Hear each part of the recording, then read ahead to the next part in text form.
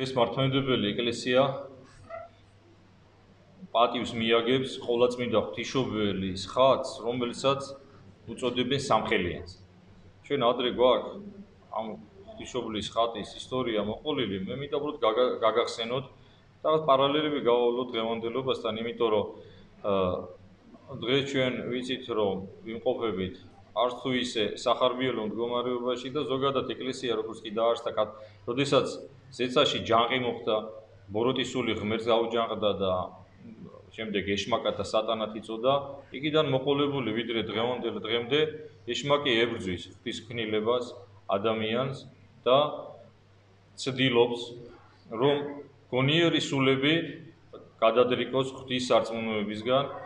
შესაბამისად, ჩვენ ასეთ საბრძოლო მდგომარეობაში ვიმყოფებით, ომია და ეს ომი დასრულდება, როდესაც უფალი მოვა მეორედ და ჩვენი ჩვენთაგანისათვის ამ ომში ბრძოლა დასრულდება მაშინ, როდესაც ჩვენ გარდავიცვლებით, ხო? ყოვლადწმიდა ღვთისმშობლის სამხელიანისა წოდებული იყო უდიდესი წმინდანის იოანე დამასკელის მფლობელობაში, მას ჰქონდა ეს ხატი. ამ ხატის წინაშე ის ლოცულობდა და მის ცხოვრებაში ძალიან მნიშვნელოვანი მომენტები მოხდა და რომელმაც ძალიან დიდი გავლენა მოახდინა ეკლესიის ისტორიაზე. ჩვენ ვიცით, რომ მე-8 საუკუნეში დაიწყო ხატმებრძოლოების ერესი, ანუ იყვნენ ადამიანები, რომლებიც ამბობდნენ, რომ ვინც ხატს თაყვანისცემს, კერპსახურიაო, ასეთი სრულსწავლება ვრცელდებოდა ეკლესიაში. ამას თავისი რაღაცა გარკვეული მიზეზები ჰქონდა. პირველი მიზეზი ის იყო, რომ ეშმაკს უნდოდა, რომ ღვთისწინააღმდეგ ეკლესიის წიაღში მყოფი ადამიანები აეჯანყებია, მან ეს მისია გარკვეულწილად შეასრულა და მიზანს მიაღწია. ძალიან ბევრი ეპისკოპოსი, პატრიარქი იზიარებდა ხატმებრძოლოების ერესს და ადამიანების ძალიან მცირე ნაწილი ეწინააღმდეგებოდა ამ სიცრუეს. ერთ-ერთი მათგანი და შეიძლება ითქვას ყველაზე თვალსაჩინო წარმომადგენელი მართლმადიდებლობის დაცვისა იყო იოანე, შემდეგ დამასკელად წოდებული. იოანე დაიბადა, როგორც წერია მის ცხოვრებაში, წარჩინებული ადამიანის ოჯახში, ის ცხოვრობდა დამასკოში. არსებობს მოსაზრება, რომ ის იყო არაბი, მისი მამა დამასკოს ხალიფას დიდმოხელე იყო. შესაბამისად, იყო რა ქრისტიანი იოანეს მამა ცდილობდა, რომ დამასკოში მცხოვრები ქრისტიანთა მდგომარეობა შეემსუბუქებია, გავლენები ჰქონდა, როგორც გითხარით, ხალიფის კარზე.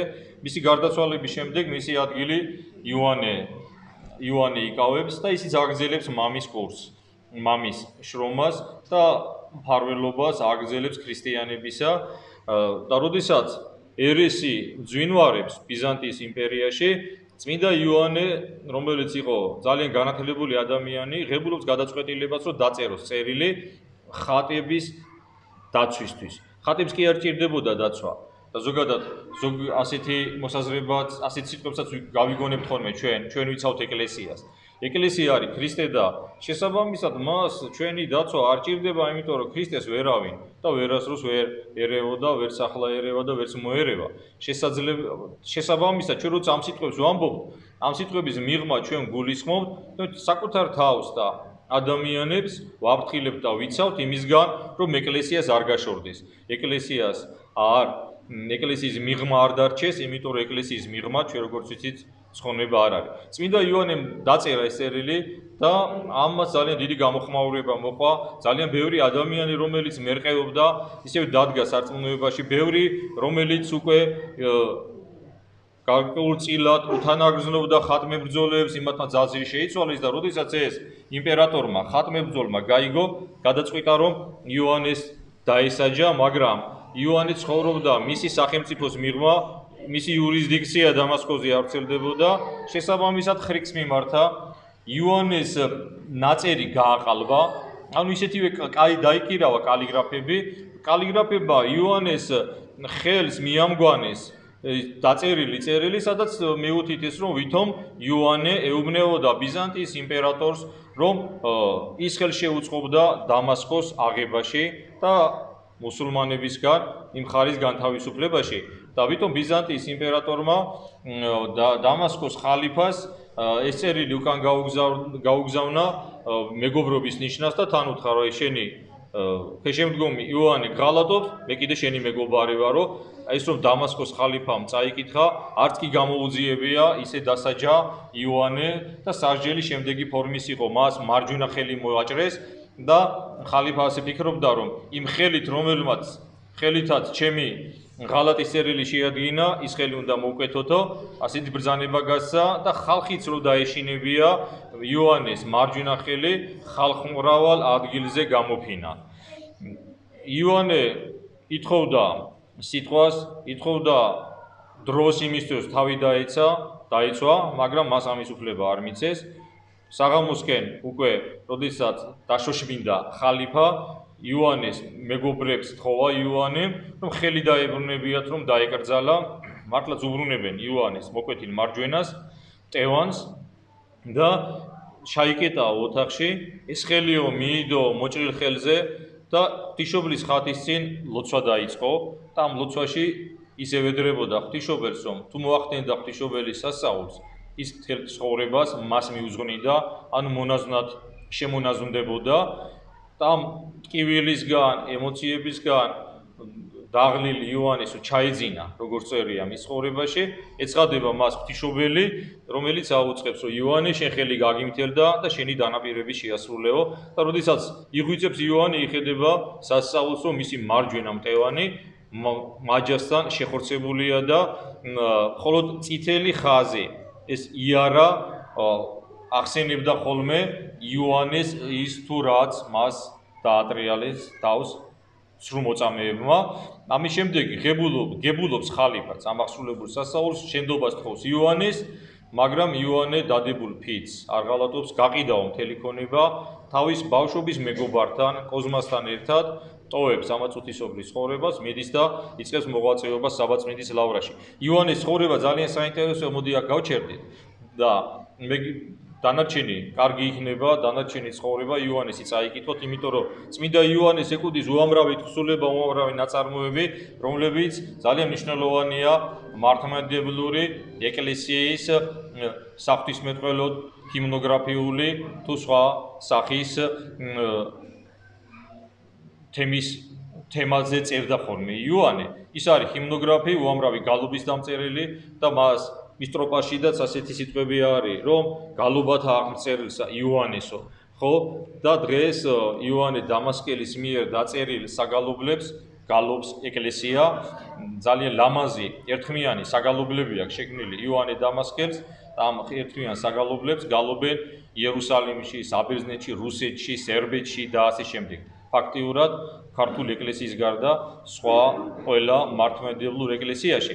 იოანე დამასკელმა მადლიერების ნიშნად ხატს, რომლის წინაშეც ლოცულობდა, ვერცხლის ხელი დაამაგრა. ვერცხლის ხელი, თქვენ შეგიძლიათ ნახოთ ტრიხერუსა, სამხელიანი ღვთისმშობელი და სამხელიანი იმიტომ ეწოდება, რომ მესამე ხელი, ანუ ღვთისმშობლის ორი ხელი და მესამე ხელი იოანესი, რომელიც ვერცხლისგან იყო დამზადებული და ხატთან არის დამაგრებული. ეს ხატი იოანემ თან წაიღო, ის იყო დაბრძანებული საბაწმინდის ლავრაში, შემდეგ იქ ჩავიდა წმინდა საბა სერბელი მთავარეპისკოპოსი და წმინდა საბას მიცეს საბაწმინდის ლავრის ბერებმა. მან შემდეგ სერბეთში წაასვენა, მაგრამ ჩვენ ვიცით, რომ სერბეთი ისევე როგორც საქართველო ძალიან ბევრი თავდასხმის მსხვერპლი იყო და დღესაც ებრძვიან სერბეთს ისევე როგორც საქართველოს, მასაც ჩამოართვეს ტერიტორიები და მისი უძველესი მიწა, რომელსაც კოსოვოს უწოდებენ, იცით თქვენ, ევროკავშირის და ამერიკამ აღიარა და ეს ძირძველი მიწა სერბეთისა დამოუკიდებლად გამოაცხადა, ისევე როგორც საქართველოს შემთხვევაში, რომ ჩვენთან ძირძველი მიწა სამაჩაბლოსი და აფხაზეთის არა ევროკავშირმა და ამერიკამ, არამედ რუსეთმა აღიარა.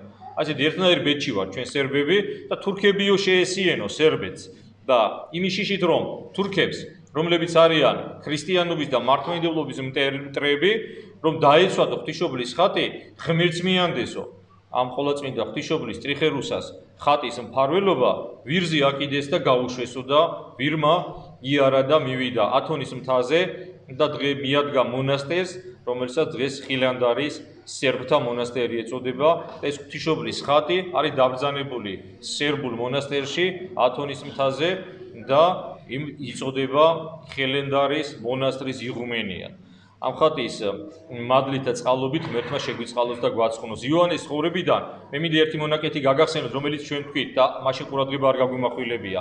იოანე მიუხედავად იმისა, რომ მთელი ბიზანტია და ძალიან ბევრი ადამიანი ებრძოდა ქრისტიანობას, მაინც ქრისტიანობის მხარეს დადგა.